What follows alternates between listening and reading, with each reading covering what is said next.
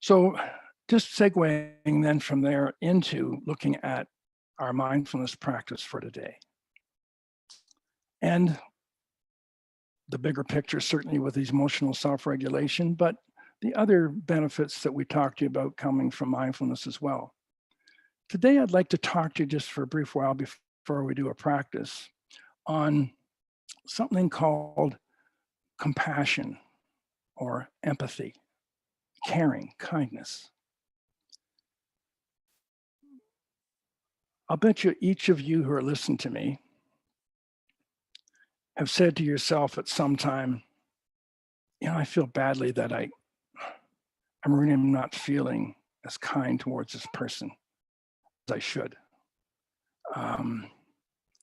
You may be even saying to yourself, when I first started my job, I think I was kinder to people. I think I was give people a bit more slack. And when someone who I'm supported, was doing something that, that wasn't fitting or made a mess or something, I went out of my way to really make them feel okay. And now I'm not quite as much that way. This is not uncommon for people to have. You may have said that yourself sometimes, maybe even now. And you may have thought it of other people on your team. Wow, what happened to Peter? He used to be really, really kind. Now he's just kind of covering his shift. What's with that, right? And as leaders and supervisors, sometimes we find people who've been on our team that are just not needed to be. And let's be honest, some people come into the profession, the career, the vocation that we have for a variety of reasons. They need a job. It's good work. It's safe work. It's, a number of reasons, but they may not have done it out of what we would call altruism or compassion or kindness. They just want to be good people, right? So these are some of the backgrounds that I kind of open up this conversation with you today. The need to be self-regulated in this area then is very important. Remember when we first started talking about these 4 outs we started our conversation with? So this ties nicely into where we're going to go today with our mindfulness practice. Talked about these 4 outs. We said, we have burnout, we have freak out, we have tune out, and we have space out, the 4 big outs, right? And the course is designed to deal with all of these. So the space out, needless to say, is being mindless. And we're covering that off each week that we're together to make us less spaced out. But what the untrained supporter, person, frankly, parent, partner, adult kid, what we're about, if we're not trained in being more conscious, is we are about making sure that we are safe and that we're okay. And in relationships where we may be offended, we may be hurt, we may get sensitive, whatever, or we get overworked, we know that we can start to burn out, particularly in our vocations. And even as parents or adult kids taking care of aging parents, we can burn out. And that can cause freak out and everything else. So the untrained mind, the untrained person, without even knowing it, reverts to what I call tuning out, being indifferent, quote, professionally warm, right? Cognitively caring. These are all phrases I use to describe this tuning out. And this happens to a lot of us in this profession because it is very demanding. If we're not trained in being more conscious, then this will happen to many people, and it doesn't have to be that way. So when we find ourselves saying, what can I do about this? There's really good news. There's really good news. And I'm sure that you'd be shocked if I didn't come up with some serious studies to talk about this. Here's the good news. The good news that is, whether you started your vocation as a really caring person, or whether you are at the other end of the continuum, just being a good person, but not really involved in doing it for, compassion or altruism, the likes of that, regardless of where you are on that continuum, research is showing us that you can actually learn how to be kind and compassionate, even though you're not even feeling it. And this is not fake it till you make it. This is not kind of just going through the motions. No, that's not good enough in our vocation, because of mirror neurons and what people will pick up from emotional contagions, they will sense it. People with developmental disabilities can smell our indifference. They can smell it when we're not there, when we're just covering a shift, and sense off all kinds of problems. The good news is it doesn't have to be this way. Listen to the outcome of this particular study. So the study, if you wanted to look into it, and there's numerous studies. This is just so great. So compassion training alters altruism and neural responses to suffering. This is a quote from the research from Helen Wang, Center for Investigation of Healthy Minds at the University of California, Berkeley, which is a highly recognized research institute. And you can find it many places. This is some of what has been said in that research study. I just pulled it right, a quote. People who received this compassion training showed increased activity in these neural networks involved in understanding the suffering of others and regulating emotions. They actually showed that through MRI and numerous other ways of measuring it, right? So then, if you practice what we're going to practice in this little app that I'm going to talk to you about, your brain will actually develop compassion, altruism, and empathy. It will grow. There's actually parts in your brain that become activated and actually grow neuron cells. Hear this? Just by doing this mindfulness exercise I'm going to teach you today, you do it sufficiently, and we're talking like within 20 hours here. You do this sufficiently, and you will grow neuron cells where you'll just be kinder, more altruistic, compassionate, even without trying. You don't have to feel it to be it. This is one of the major mantras in our book, as you've read. You don't have to feel it to be it. And how can we say that? Let me show you how you can do it. Just listen to this. Our intentions for others really does matter for both of us and them. Our intentions, pretty big. The research associated with this part of this resource proves that statements that you make to and about others, something like, may you be free from suffering, may you be at peace. Just those simple phrases, which were used, by the way, in this study, grows our own neural capacity for compassion. Examples of the areas of the brain that are affected are the right hemisphere, dorsolateral cortex, there's a dorsolateral on either side, and the medial prefrontal cortex. Those are the two main areas that they've studied and that they've found, right? So just, I won't belabor the research, but I want you to know that what you're doing here is not just some feel-good thing. I want you to know that this is based on good, solid neuroscience, right? So from another study, this is like enhanced compassion, randomized controlled trial of a compassion cultivation training program from the Department of Psychology at Stanford University. Once again, a highly reputable research institution. Here's the three findings. Mindful compassion trained subjects demonstrated significantly higher levels of compassion towards strangers than the control group. Functional MRIs showed growth in parts of the brain involved in empathy, understanding others, and emotional regulation, i.e. the inferior parietal cortex, that part of the brain. Number three, compassion training also increased activity in the dorsolateral prefrontal cortex, and to the extent to which it communicates with the part of the brain responsible for emotional regulation and positive associations. Listen to that. Right?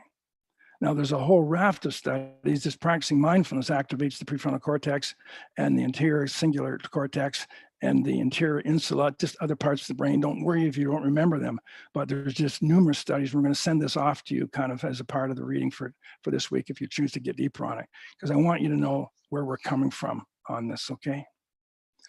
So let me just conclude with this, and then we're going to do a little sit. In your notes, in your logs, we're already seeing this. You're getting it. And I make this promise to you, different parts of the book you've likely come across already. When the fact that you and most everyone else that you meet realizes that this PFP drives so much of what we're about. 4 life-changing experiences will start to happen to you.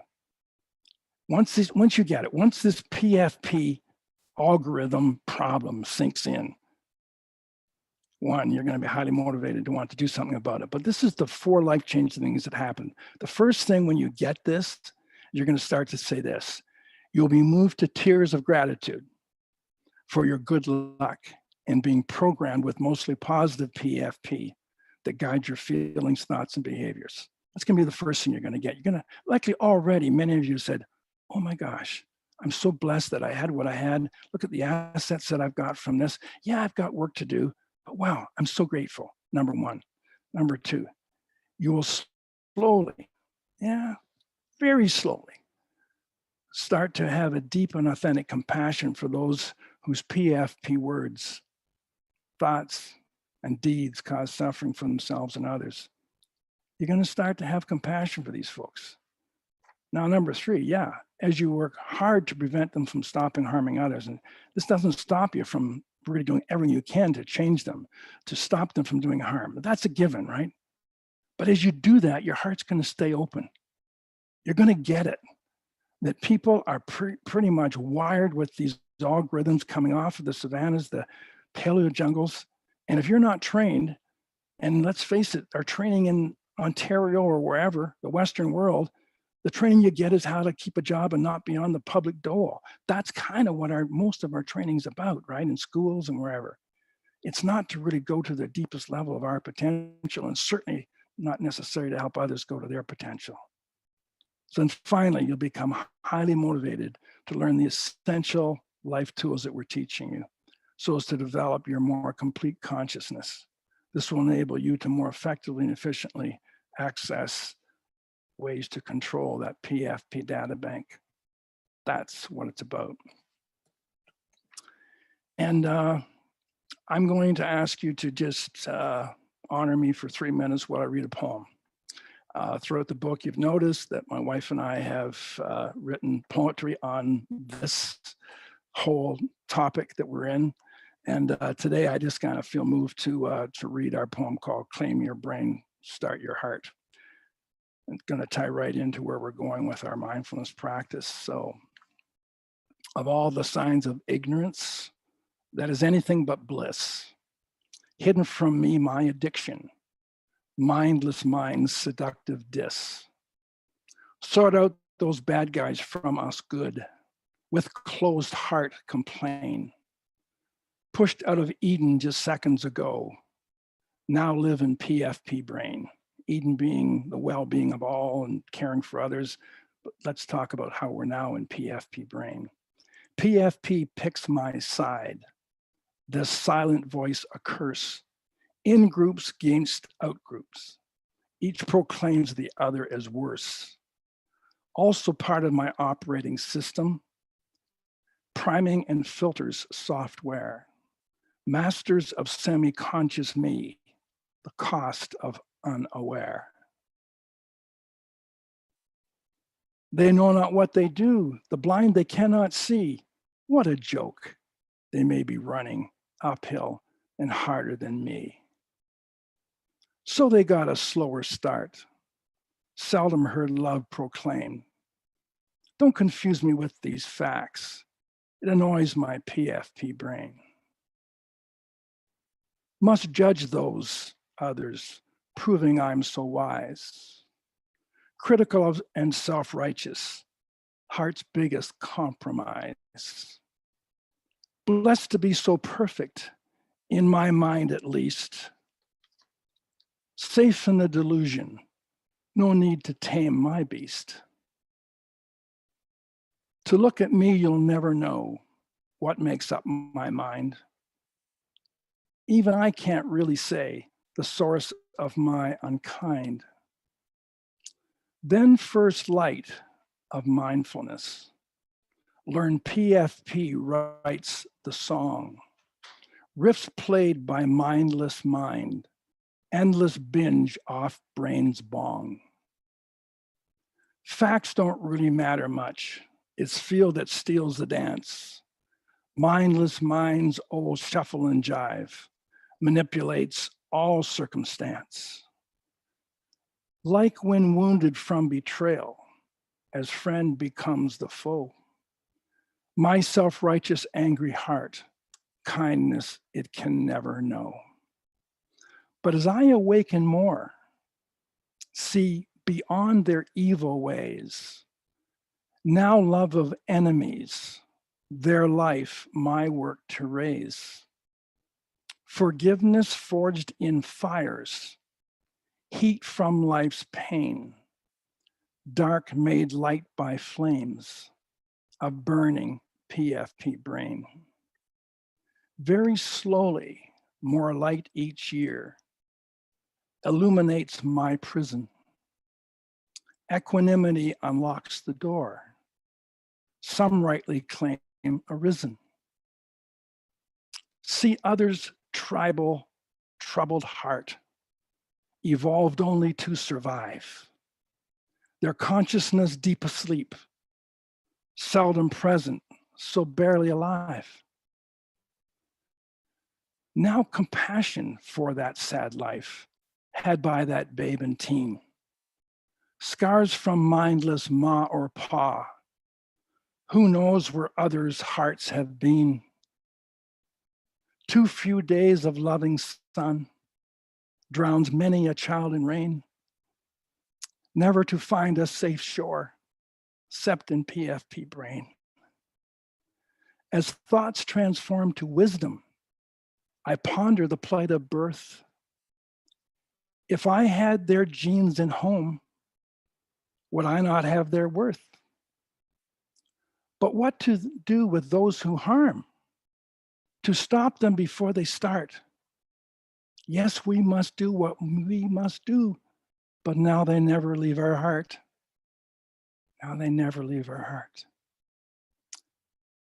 PFP ice transforms to steam, revealed in conscious connect. No good or bad guys on the field. For others, never neglect. Even the words all others lose meaning and resolve. As I am morphs to there is, here ego self dissolves. So mind transforms to consciousness through the stillness of mindful breath.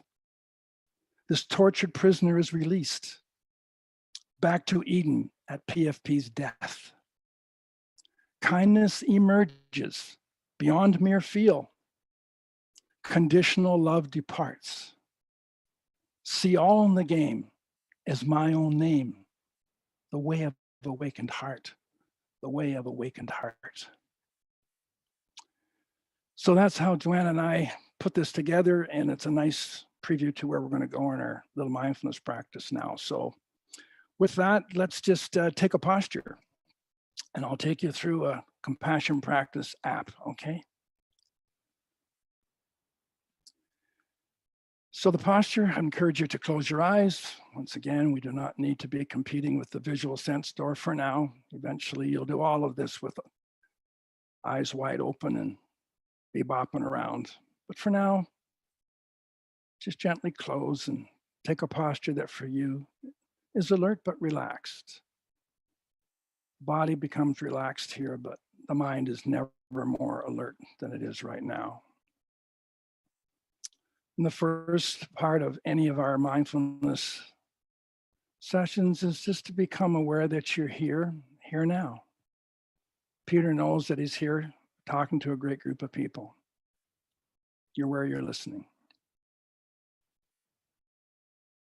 And with that awareness, we'll just do a little body scan as we've done before.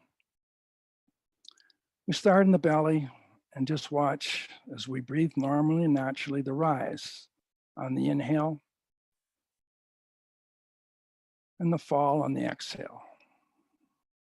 Once again, you're experiencing the body sensations here. You're not visualizing.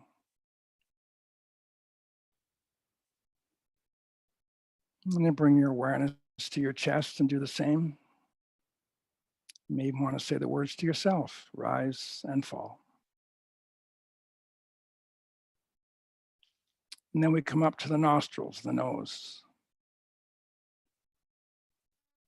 And breathing through the nose, just become aware of the air going in and the air going out.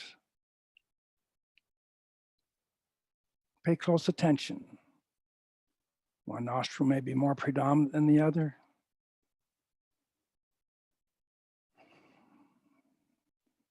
Is the air a different temperature going in versus out? Just training the mind to be aware of what's happening in the present moment. This is what this is about. Now come back to your chest. Once again, experiencing the rise and the fall.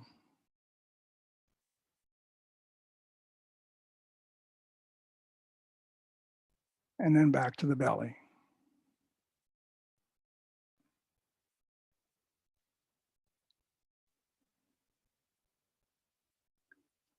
Now I'd like you just for a minute in your own time, pick one of those locations, belly, chest, or nostrils. Pick the area that calls to you the loudest. We call this breath home base. This is the place you can always go to if you get too confused in any instruction, or some days you may just want to just experience the wisdom that comes from just the mindful breath. So pick your belly, chest, or nostril now and just settle in for a moment or so, using your labels as we discussed.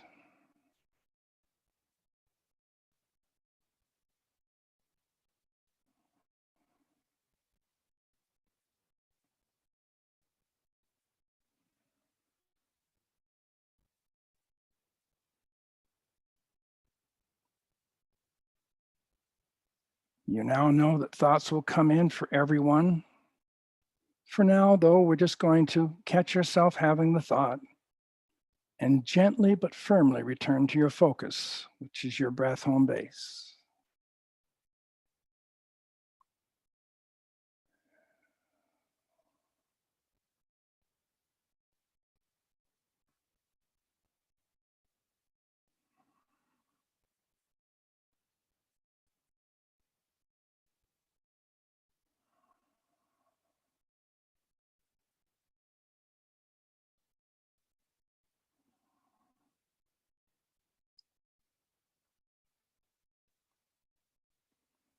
Okay, that's good. Now let's leave the body in the background for now.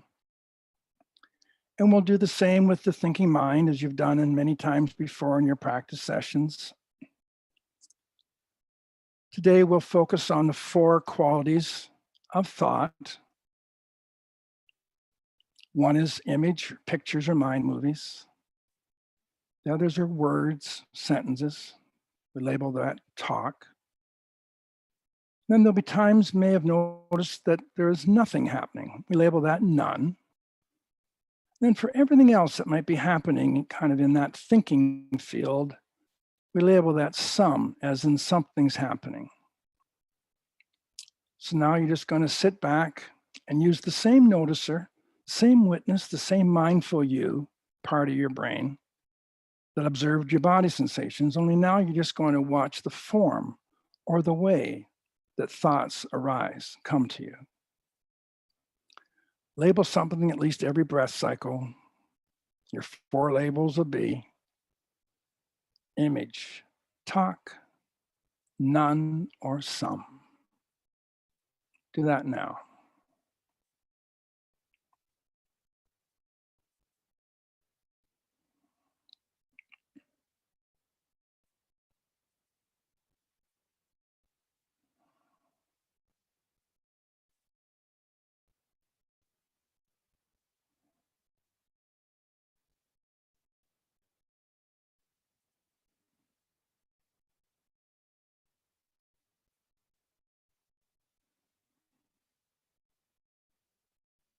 If you get pulled into a thought, you know what to do. Catch yourself and come back to being the witness of the form.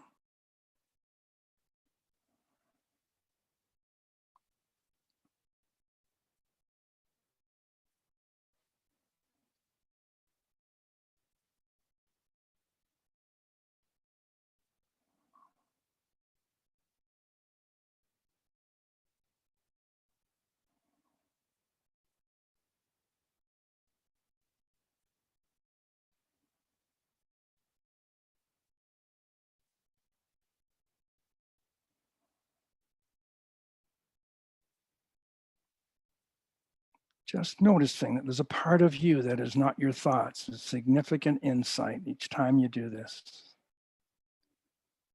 Now we'll leave being aware of the forms of thinking for a moment and just pay attention to your feelings. Label the feeling you're having and also see if there's a body sensation that aligns with it. If you're calm, is there parts in the body or maybe the whole body that's relatively more calm?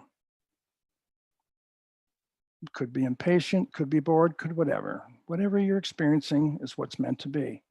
Your only job is to be aware of the feeling, the body sensation if possible, and just infuse it with that allowingness, yielding, surrender, subjective. It's okay. It is what it is. It's called equanimity.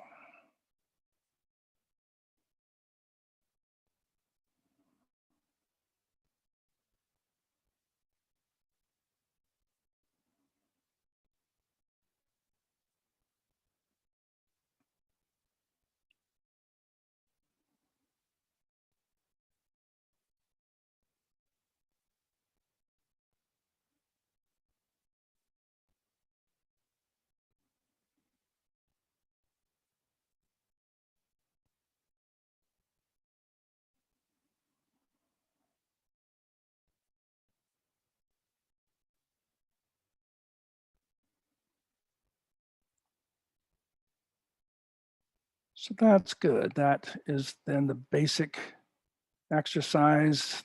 And from here, we build our different applications. Today, I'd like to build an application of the compassion practice that you heard those extraordinary research results about. This is identical to what was experienced by the subjects in those studies. Now I'm going to have you just experience by finding yourself in a room that you're familiar with and you feel comfortable in. And sitting across from you in this room, do this little visualization exercise, is a friend of yours or someone who you love or someone who loves you. And I'd just like you to sit with them for a moment, not necessarily saying anything to them, but just experiencing how you're feeling in their presence. Loved, cared for, valued, respected. And then just say to yourself something like, may you be free from suffering throughout your life. May you be at peace. With an intention.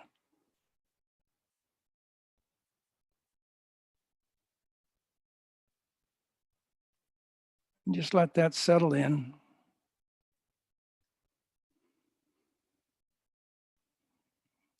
And that person stands up and says goodbye. You say goodbye to them and you look back in the chair and someone else has appeared in the chair. Whoever shows up in the chair is who's meant to be. You notice that sitting in the chair now is someone who you know, who needs your support, who needs your caring. Could be someone you're supporting, or it could be a friend or a family member or a stranger, a street person. Someone will come into that chair. Once again, just be in their presence, not saying anything.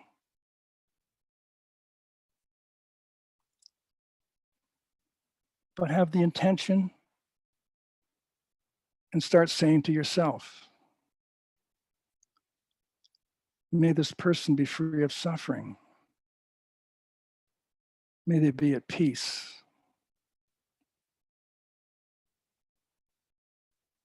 You could say it a couple of times if you like.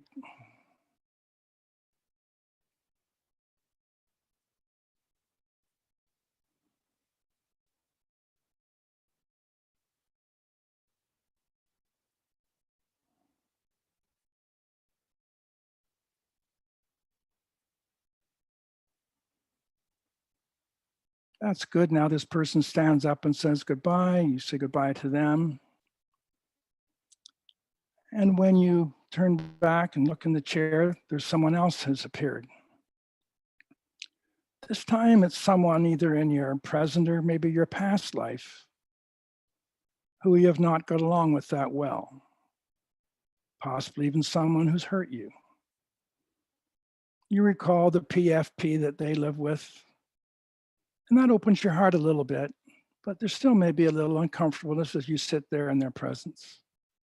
But just sit there, watch if you can the arising of image or talk, label it, watch any body sensations or feelings that may arise in their presence. Just infuse them with that same allowingness that you did earlier. Not talking to them, just skillfully being in their presence. Remembering at one level their PFP prison as best you can. That may be too much for you even. You may just be able to look at them. And as best you can, bring an intention. May you be free of suffering.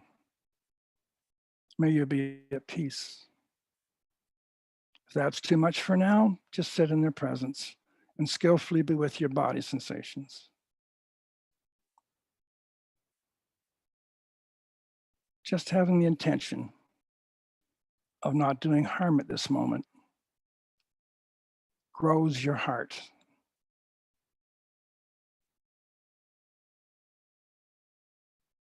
May you be free of suffering. May you be at peace. And then they get up and say goodbye, and you say goodbye to them. You turn back and look in the chair. There's this little 5 or 6-year-old boy or girl. You look at them and fairly rapidly realize that that's the person who was just in the chair, the person who you've struggled with in terms of your kindness and compassion. You look at this little person and just once again with the intention, say something like, may throughout your life you be free of suffering. May you be at peace.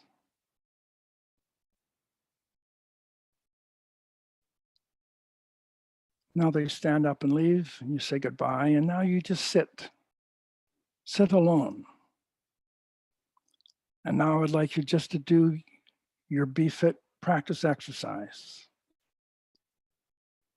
Allow any and all of Be Fit experiences to arise. Do you have a body sensation that's calling to you? Attend to your image and talk. And feel.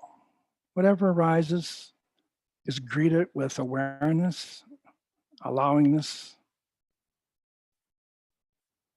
Let it last as long as it wants or go as soon as it wants. Your job is just presence, mindful presence.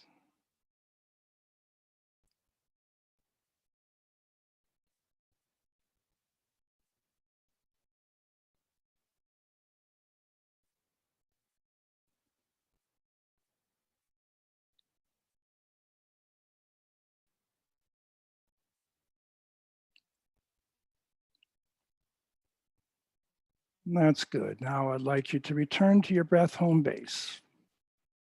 Just work with breath home base for another minute and we'll close our exercise.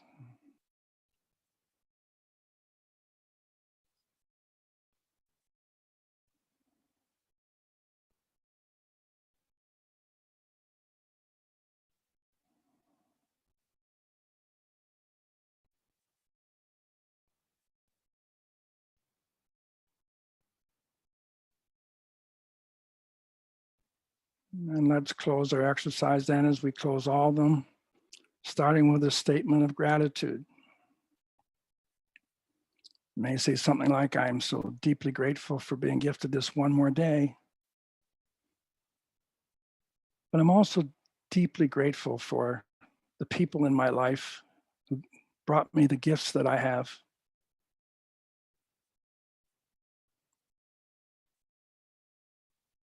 I'm grateful for the opportunity to grow and learn, to be the best that I can be. And I commit once again to help everyone I meet today in my life be their best.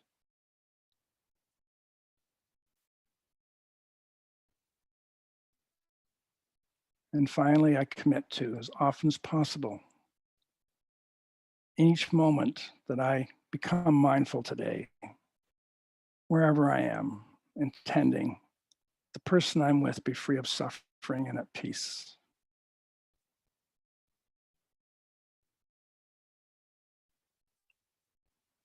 And then when you're ready, I'd like you to just mindfully open your eyes.